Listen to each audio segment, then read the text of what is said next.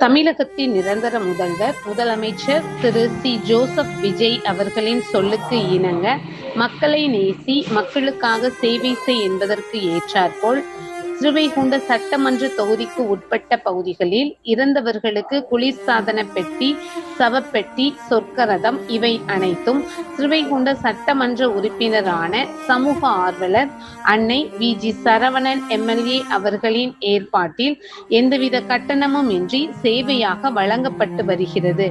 இந்நிலையில் கொர்க்கை பகுதியைச் சேர்ந்த சுப்பிரமணியன் அவர்களின் மகன் ராமகிருஷ்ணன் அவர்கள் உடல்நலக் குறைவு காரணமாக 20/5/2026 அன்று காலமானார். அன்னாருடைய பூத உடலை அடக்கம் செய்வதற்கான ஃப்ரீசர் பாக்ஸ், சொர்க்கரதம் இவை அனைத்தும் மனிதம் நிலைக்க ஸ்ரீவைகுண்ட சட்டமன்ற உறுப்பினர் சமூக ஆர்வலர் அன்னை வி. ஜி. சரவணன் எம்எல்ஏ அவர்களின் சார்பில் எந்தவித கட்டணமும் இன்றி சேவையாக வழங்கப்பட்டது.